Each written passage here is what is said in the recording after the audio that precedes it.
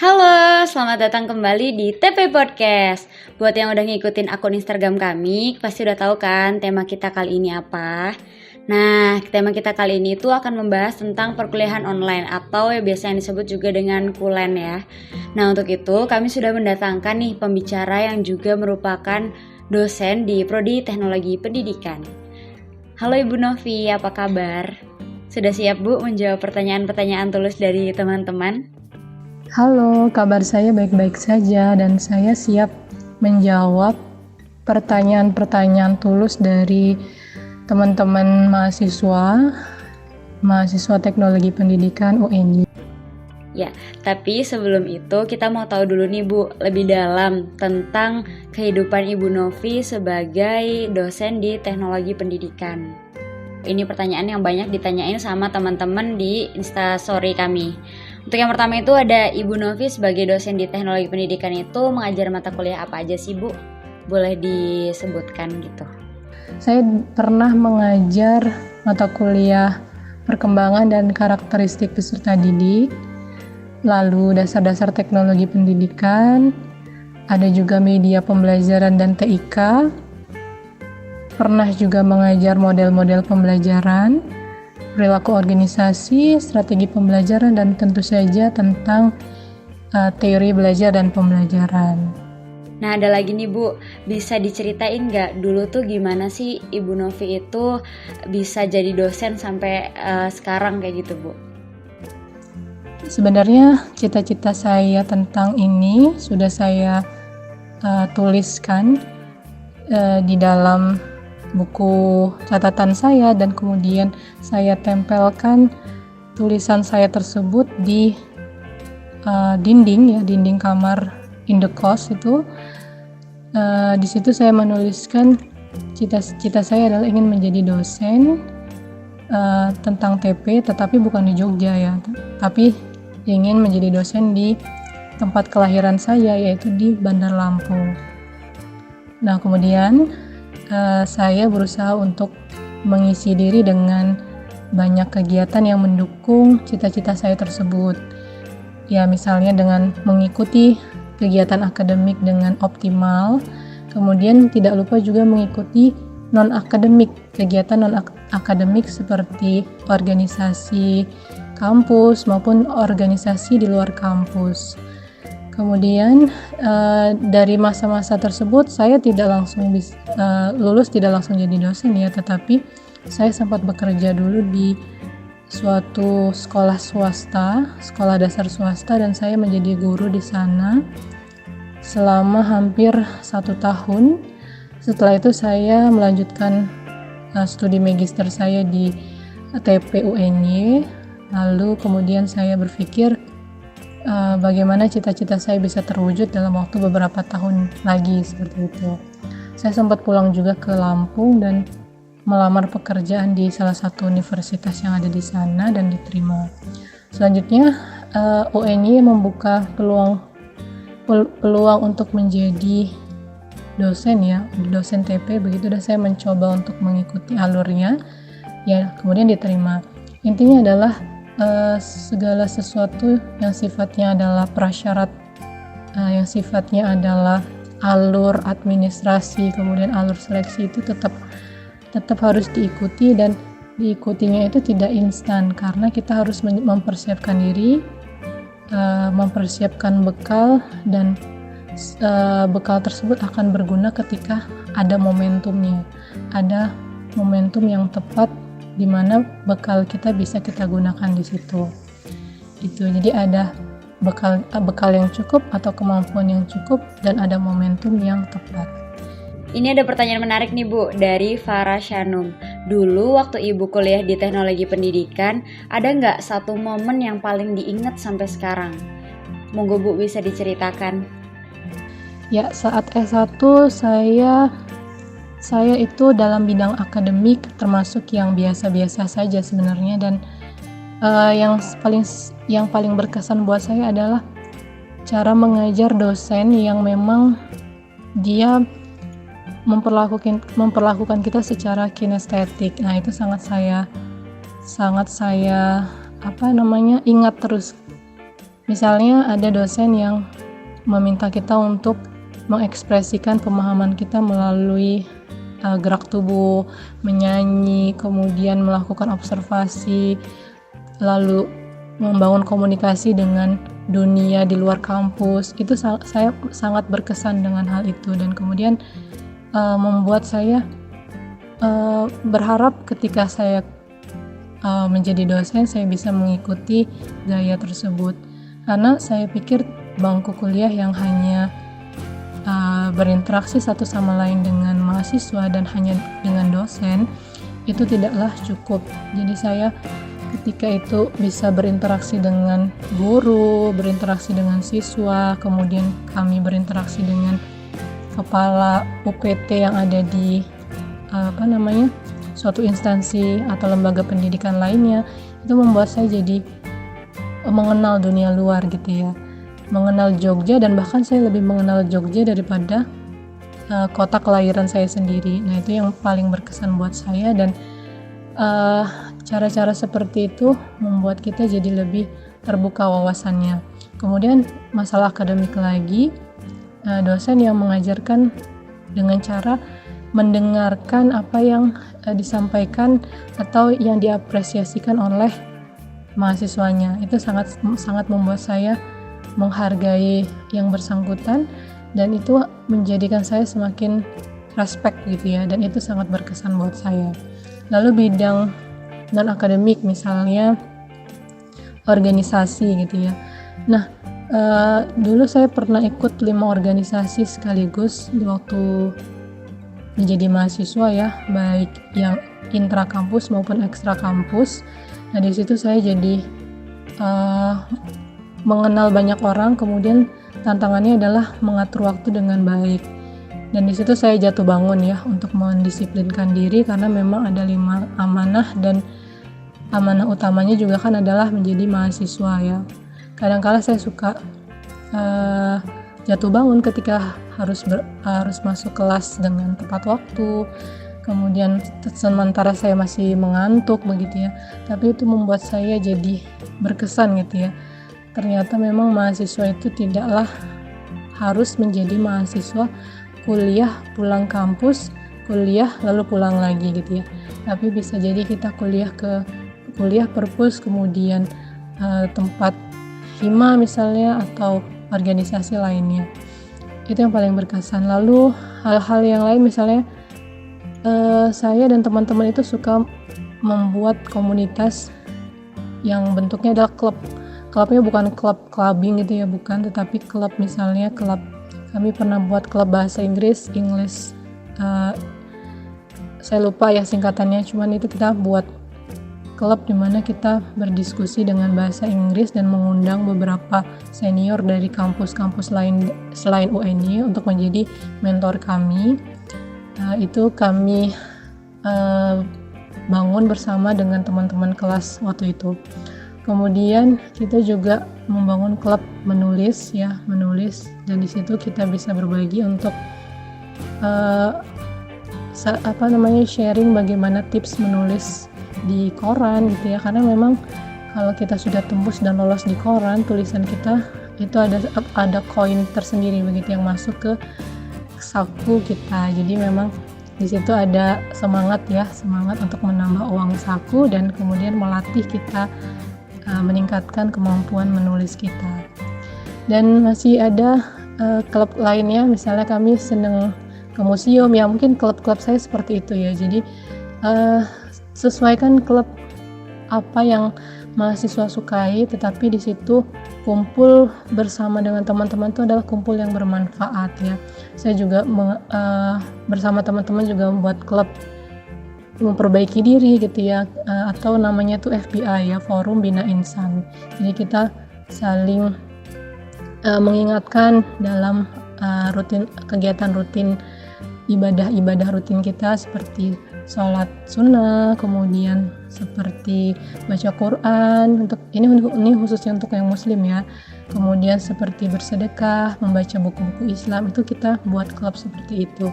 Dan menurut saya ketika kita menyibukkan diri pada hal-hal yang positif, kita akan melupakan hal-hal yang negatif begitu ya.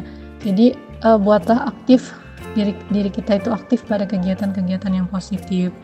Misalnya kalau mahasiswa sukanya fotografi, ya buatlah klub-klub fotografi yang mendukung profesionalisme di masa yang akan datang.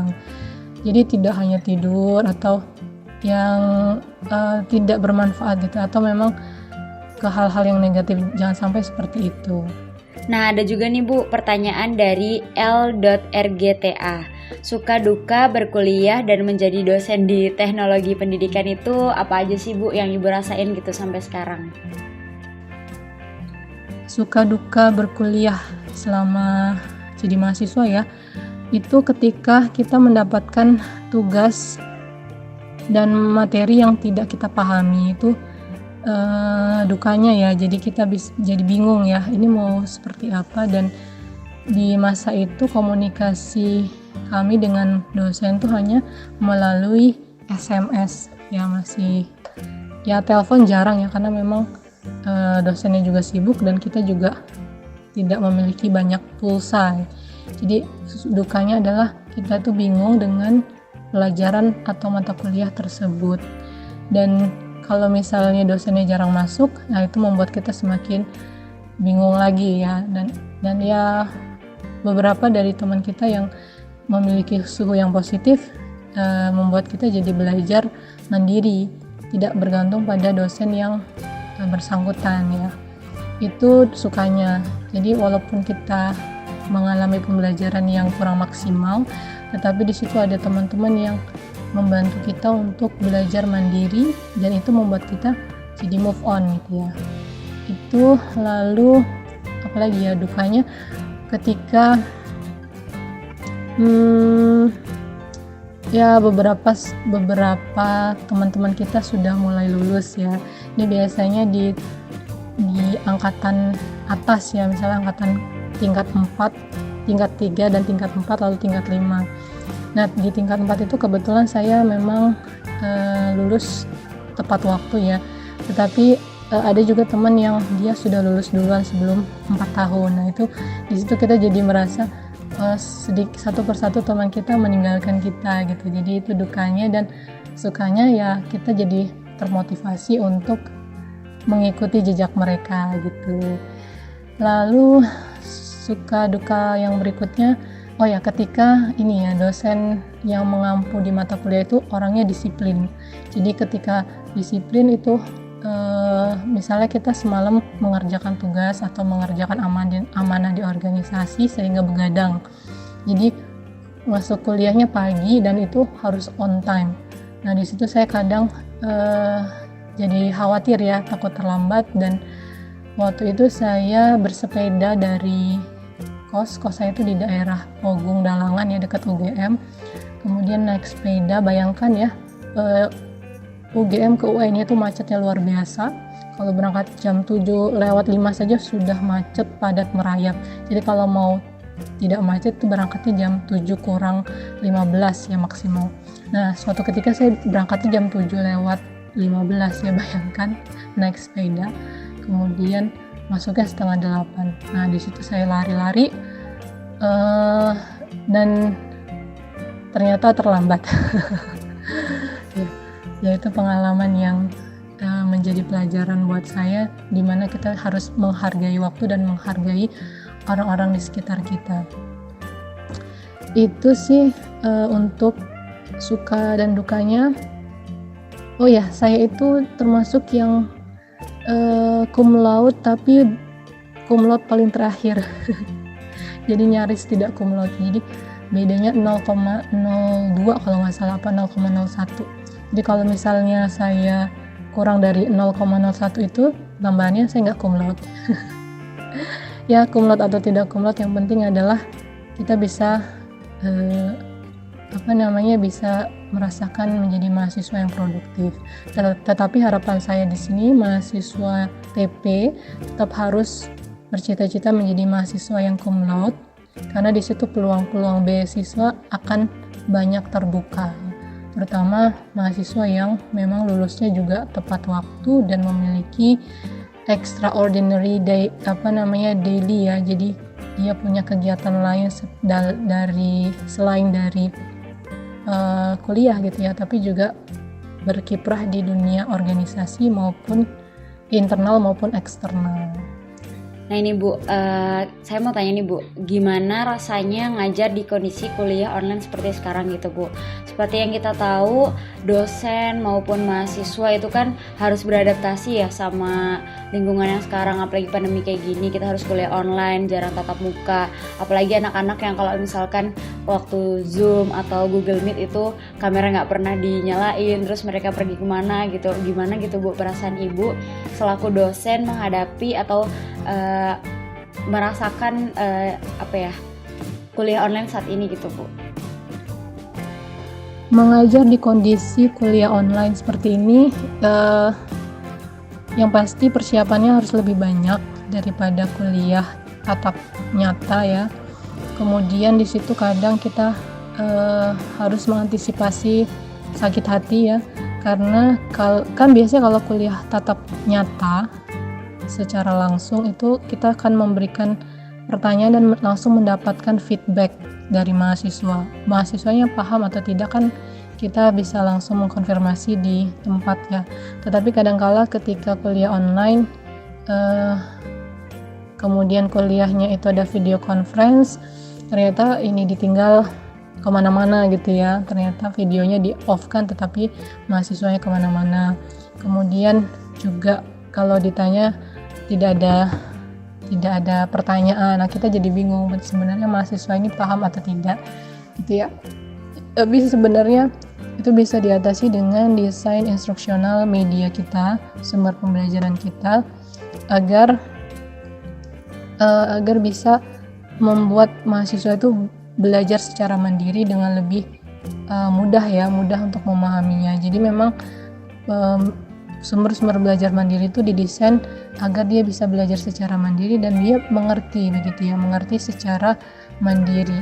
Nah itu suka dukanya, dan saya rasa memang format terbaik dalam pembelajaran itu adalah blended learning atau flip learning. Ada waktunya kita bertemu secara nyata dan ada waktunya kita belajar secara online ya, secara maya gitu. Nah itu menurut saya yang terbaik itu adalah campuran antara keduanya. Nah menurut Ibu ada nggak sih Bu sisi positif atau hikmah gitu Bu dari perkuliahan online kita sekarang? Sisi positif adanya perkuliahan online, yang pertama ini momentum di mana Bismart UNY diterima oleh semua kalangan di UNY ya.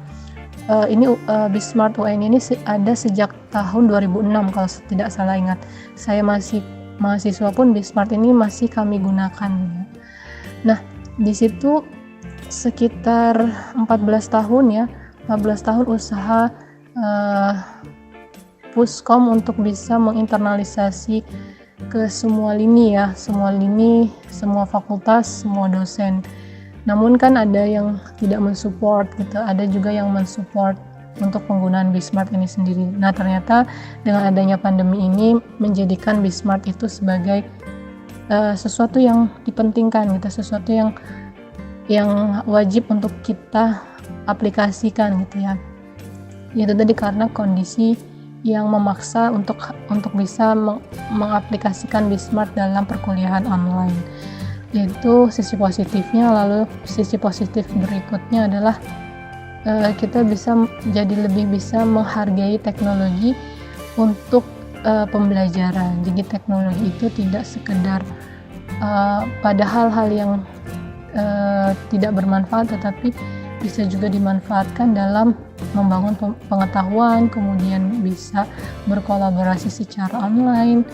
Dan kemudian ada hikmahnya lagi, kita bisa mengikuti perkuliahan seminar begitu ya secara gratis dengan sumber pembicara atau narasumbernya itu dari luar UNY, kemudian dari luar negeri dan sebagainya. Itu sisi positifnya. Jadi membuat pembelajaran itu jadi lebih mudah dan lebih murah begitu.